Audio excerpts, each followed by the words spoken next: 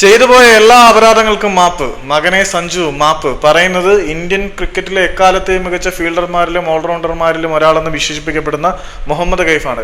കാരണം നേരത്തെ തന്റെ പോസിബിൾ T20 11-ൽ സഞ്ജു വി സാംസണ് പടിക്ക് പുറത്ത് സ്ഥാനം നൽകിയതിൽ കുറ്റബോധം കൈഫിന് ഇപ്പോൾ ഉണ്ട്. കഴിഞ്ഞ മത്സരത്തിൽ അതിഗംഭീരമായ ബാറ്റിംഗ് പ്രകടനത്തിലൂടെ തന്റെ ടീമിനെ ഒറ്റയ്ക്ക് ചുമലിലേറ്റി വിജയത്തിലേക്ക് നയിച്ച ക്യാപ്റ്റൻ സഞ്ജുവിന്റെ ഐതിഹാസികമായിട്ടുള്ള ഇന്നിംഗ്സ് കണ്ട് രോമാഞ്ചം അടിച്ചു നിൽക്കുകയാണ് കൈഫ്. അതുകൊണ്ട് തന്നെ മത്സരത്തിന് ശേഷം സ്റ്റാർ സ്പോർട്സിന് നൽകിയ അഭിമുഖത്തിൽ മുഹമ്മദ് കൈഫ് വളരെ വ്യക്തമായിട്ട് പറഞ്ഞിട്ടുണ്ട്, സഞ്ജു വി സാംസണോട് ഞാനിപ്പോൾ മാപ്പ് പറയുകയാണ്. കാരണം അവനേക്കാൾ മികച്ചവനായിട്ട് ഇപ്പോൾ ഇന്ത്യൻ ക്രിക്കറ്റ് ടീമിന്റെ വിക്കറ്റ് കീപ്പർ ബാറ്റ്സ്മാൻ ആകാൻ വേറെ ആർക്കും അർഹതയില്ല. അതവൻ ഇന്നലത്തെ ഒരൊറ്റ മത്സരത്തിൽ കൂടി പ്രൂവ് ചെയ്തു കഴിഞ്ഞു. എന്റെ ആദ്യത്തെ വാദഗതികൾ തെറ്റായിരുന്നു. ഋഷഭ് പന്തിനായിരുന്നു ഇന്ത്യൻ ടീമിന്റെ വിക്കറ്റ് കീപ്പർ സ്ഥാനം അലങ്കരിക്കേണ്ടതിനുള്ള ചുമതല കൊടുക്കേണ്ടത് എന്ന് ഞാൻ പറഞ്ഞിരുന്നു. അത് ഞാനിപ്പോൾ മാറ്റി പറയുകയാണ്.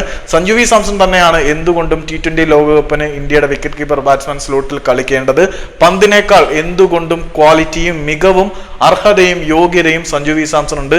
സഞ്ജു വി സാംസനെ തഴഞ്ഞ് ടീമിട്ടതിൽ ഞാനിപ്പോൾ അദ്ദേഹത്തിനോട് മാപ്പ് അപേക്ഷിക്കുന്നു എന്നാണ് നമ്മുടെ മുഹമ്മദ് കൈഫ് പറഞ്ഞത്.